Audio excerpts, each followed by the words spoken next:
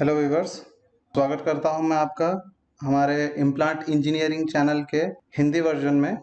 इस वीडियो में हम आज देखेंगे कोड्स एंड स्टैंडर्ड्स और कुछ इम्पॉर्टेंट चीज़ें देखेंगे। इसमें शुरू करने से पहले मैं आपको बताना चाहता हूं, हमारे सोशल मीडिया प्लेटफॉर्म्स हैं जैसे फेसबुक, ट्विटर, इंस्टाग्राम, लिंक्डइन। अगर आपको कुछ क्वायरीज हैं तो आप हमें वहां से भी कांटेक्ट कर सकते हैं। लिंक उसकी डिस्क्रिप्शन में नीचे दी गई है। चलिए इंसेप्शन से शुरू करते हैं कि कोड्स एंड स्टैंडर्ड्स क्या है। जब भी पाइपिंग सिस्टम में मटेरियल सेलेक्ट करते हैं तो उसके स्पेसिफिकेशंस कोड्स एंड स्टैंडर्ड्स के हिसाब से हों, यानी जो कोड्स एंड स्टैंडर्ड्स दिए जाते हैं उसी के हिसाब से हो, वरना प्रॉब्लम्स हो सकते हैं।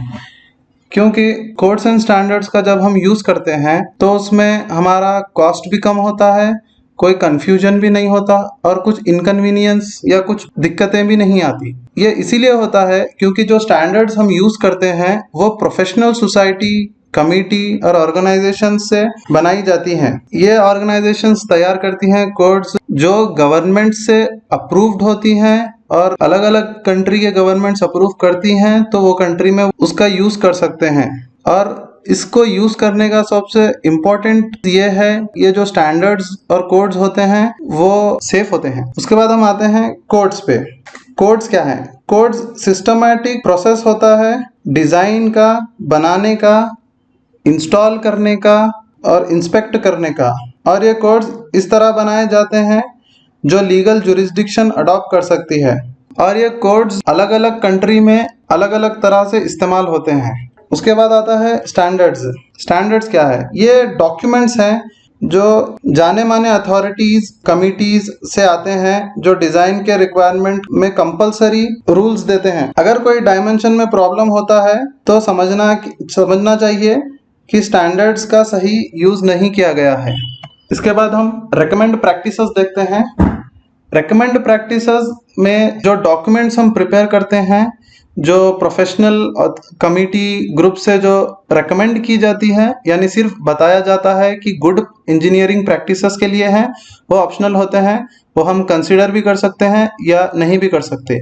और कुछ कंपनीज होते हैं जो गाइडलाइंस बनाते हैं, वो अपने गाइडलाइंस को इसीलिए बनाते हैं कि जो डॉक्यूमेंट में कंसिस्टेंसी मेंटेन हो। These cover various engineering methods which are considered good practices without specific recommendations and requirements. Codes and standards, besides being regulations, might also be considered as design aids since they provide guidance from experts. चलिए अभी piping के codes पर focus करते हैं। Piping codes में design requirements क्या क्या होते हैं? स्ट्रेस और लोड में कितनी लिमिट चाहिए डिज़ाइन के टाइम, वो इंडिकेट करता है पाइपिंग कोड्स में।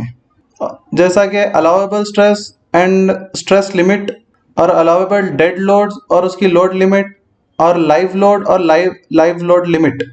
उसी के साथ मटेरियल क्या क्या रिक्वायर्ड हैं डिज़ाइनिंग में, वो कोड्स में पाइपिंग के कोड्स बताते हैं। पाइप का वो मिनिमम वॉल थिकनेस है, वो सब चीज़ें आपको क्लियरली पाइपिंग कोड्स में मिलेंगी। और मैक्सिमम डिफ्लेक्शन है। सिस्मिक लोड यानी जब अर्थक्वेक हो तो कैसे और कितनी वाइब्रेशंस और टर्बुलेंस बर्दाश्त कर सकता है, वो सिस्मिक लोड कोड्स में आएगा। और थर्मल एक्सपेंशन, कोई हॉट फ्लूइड फ्लो हो रहा है तो कितनी लिमिट होनी चाहिए पाइप के एक्सपेंशन में, यह सब थर्मल एक्सपेंशन कोड्स बताएगा। उसके बाद आता है ASME, American society of mechanical engineering. सबसे इम्पॉर्टेंट स्टैंडर्ड सोसाइटी जो ग्लोबली रेफर की जाती है वो है ASME। ये एक प्रोफेशनल सोसाइटी है तो कोड्स एंड स्टैंडर्ड्स को रिसर्च करती है और डेवलप करती है और कॉन्फ्रेंसेस के थ्रू या कोई दूसरी मीडियम से पब्लिश करती है। पब्लिश करने में गवर्नमेंट का अप्रूवल ज़रूरी होता है और अदर फॉर्म ऑफ आउटरीच भी उनके होते हैं। और ये जो ASME है वो नॉन प्रॉफिटेबल ऑर्गेनाइजेशन है और ये ग्लोबली यूज़ किया जाने वाला सोसाइटी है। American society for mechanical engineer के कोड्स और स्पेसिफिकेशंस का टेबल है जिसमें ASME B31.1 जो है पावर पाइपिंग के लिए यूज़ होता है, यानी पावर प्लांट्स में इंस्टॉल करने के लिए 31.1 कोड यूज होगा। उसी के बाद आता है ASME-B 31.2 जो फ्यूल गैस ट्रांसपोर्टेशन पाइपलाइंस के लिए यूज होगा। ASME-B 31.3 जो प्रोसेस पाइपिंग के लिए यूज होगा। प्रोसेस पाइपिंग यानी प्रोसेस इंडस्ट्रीज जैसे कि petroleum refinery industry, chemical industry और फार्मास्यूटिकल कंपनीज, इस तरह के प्रोसेस इंडस्ट्रीज में आपको ASME 31.3 यूज होगा। उसके बाद ASME-B 31.4 liquid hydrocarbon transportation pipelines के लिए यूज होगा। और ASME-B 31.5 है जो रेफ्रिजरेशन पाइपिंग यानी जो एयर कंफर्ट के लिए यूज होगा, जिसमें टेम्परेचर आपको 0 डिग्री या उससे कम रहेगा, वहां पे रेफ्रिजरेशन पाइपिंग के स्टैंडर्ड्स यूज होंगे।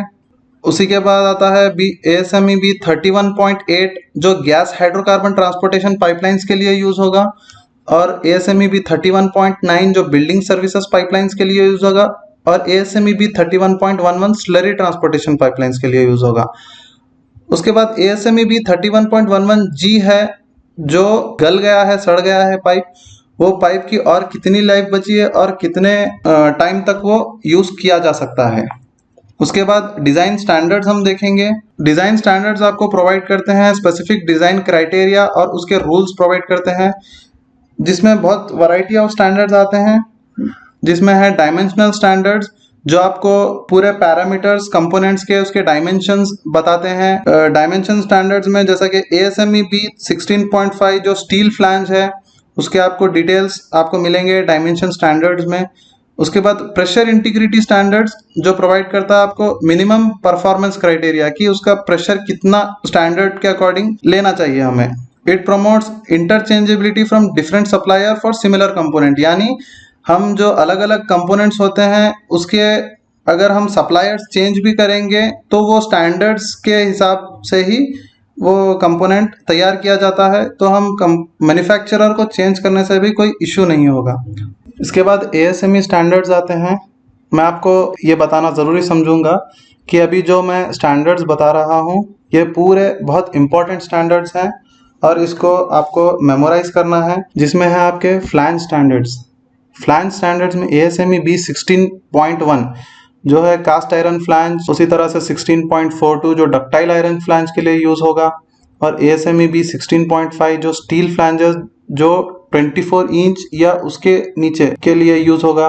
और ASME-B 16.47 जो है 24 इंच अबव स्टील फ्लैंजेस के लिए यूज होगा। उसी तरह पाइप स्टैंडर्ड्स में ASME-B 36.10 जो है कार्बन अलॉय या रॉट स्टील पाइप्स के लिए यूज होगा। और 36.19 स्टेनलेस स्टील पाइप के लिए। और गैस्केट में मेटालिक गैस्केट आते हैं और एक नॉन मेटालिक गैस्केट आता है। फिटिंग्स होते हैं आपके जैसे कि but welded fitting, forge fitting, socket fitting और थ्रेडेड फिटिंग्स के लिए 16.9 और 16.11 का यूज होगा।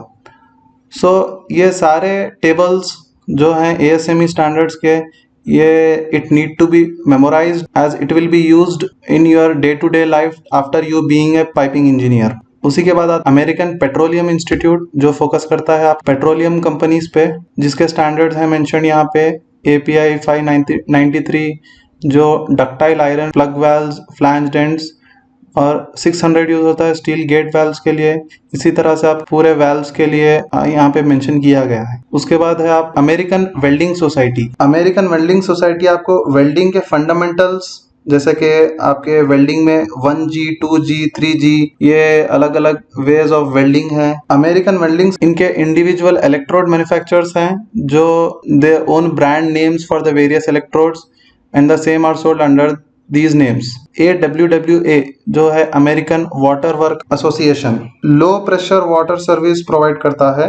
इसमें वाल्व, फ्लैंजेस जैसे कंपोनेंट्स जिसके डाया लार्ज यानी बड़ा होता है वो AWWA स्टैंडर्ड्स कवर करता है। बट ये बहुत कम यूज होता है क्योंकि जनरली दूसरे standards already globally used standards में आते हैं। C504, बटरफ्लाई, गेट वाल्व्स ये सब वाटर वर्क एसोसिएशन में आएंगे। Manufacturer standardization society of valves and fitting industry standard practices जो फोकस करता है वाल्व्स एंड फिटिंग्स पर, जिसमें butterfly valves, ball valve, cast iron, globe valve, diaphragm valves ये सब आते हैं MSSP में।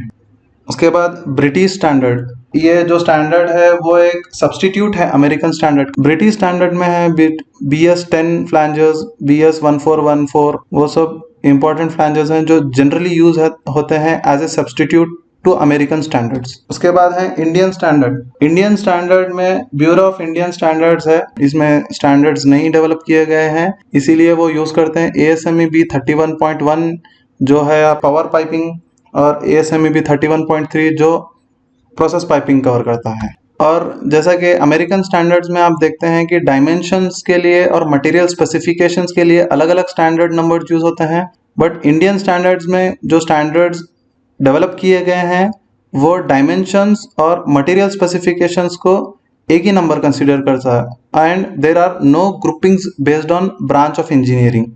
कॉमनली यूज किए गए इंडियन स्टैंडर्ड्स में है IS 5312, 6286, 6392, 6630। और कुछ इंटरनेशनल स्टैंडर्ड्स हैं जैसे कि GIS स्टैंडर्ड जो जापान बेस्ड है, और DIN स्टैंडर्ड। और ये स्टैंडर्ड डेवलपमेंट होता है, चेंजेस आते हैं इंडस्ट्रीज के फीडबैक्स के अकॉर्डिंग। अगर कुछ इश्यू हो गया इंडस्ट्रीज में तो वो क्वालिटी के लिए चेक होगा, अगर क्वालिटी भी रेक्टिफाई नहीं करती है तो वो स्टैंडर्ड्स को चेंज करती है। It is hence necessary for the latest edition of the codes and standards which are referred in the design। ये था हमारा आज का टॉपिक, मिलते हैं अगले वीडियो में। Thank you.